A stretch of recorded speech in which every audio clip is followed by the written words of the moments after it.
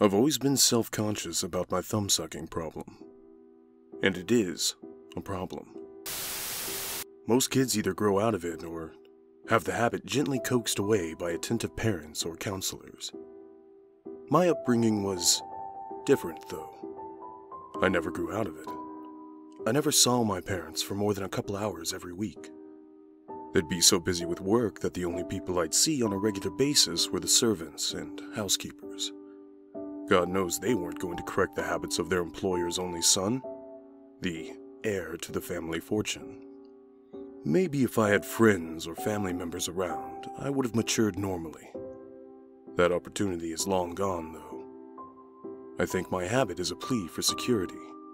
Having no real comfort or warmth in my life probably leads me to engage in such an infantile practice. I'm 20. Way too old to be doing something as immature as thumb-sucking. But here I am. I never expected anything to change for the better. When my parents died in that car fire, I was the only one left. I was 15 years old, wealthy beyond my comprehension, and aside from the servants, the only one in a home that would be better referred to as a palace. The servants doted on me like they'd been taught to. My tutors came and left on schedule. No one dared to tell me to get a social life or interact with the world around me. They left me in peace with my laptop and video games. For all they knew, for all I knew, I'd be browsing and playing alone until the day I died. Like I said before, I'm 20 now. Until recently, my life continued the way I'd expected. Then, I met Arya. Arya is the daughter of one of the servants. She's younger than me, probably 16 or 17. But she's the first person who ever took interest in me on a personal level, rather than just going through the motions of servant-to-master interaction. When her mother, whose name I don't even know, found out, she was very angry with her daughter and apologized to me profusely. I was assured Arya wouldn't bother me again. I said it was okay. I allowed Arya to visit as frequently as she wished. We quickly grew close, and it didn't take long before Arya brought up my habit. I was mortified. I didn't realize I'd been doing it while she talked to me. I slid the wrinkled, saliva-drenched thumb out of my mouth and clenched my fist around it in some half-hearted attempt to hide my shame. Arya told me not to be embarrassed. She took my hand in her own and gently unballed my fist. As I watched in disbelief, my heart pounding so powerfully I worried she'd hear it, Arya took the still wet thumb in her own mouth. You have to realize something. I'd never even hugged a person aside from my mother when I was a child. This was a level of intimacy I'd never expected to see in a person, let alone participate in. I shuddered with nervous excitement. Arya stopped what she was doing and asked if I was okay. I nodded and told her I just needed to get some air. I left her on the couch. I stood on the balcony and gazed at the city below. I realized it was the first time I'd been outside in months. While the fresh air loosened my tension and helped clear my head, I felt Arya come up behind me and wrap an arm around my waist. I jumped a little at the contact.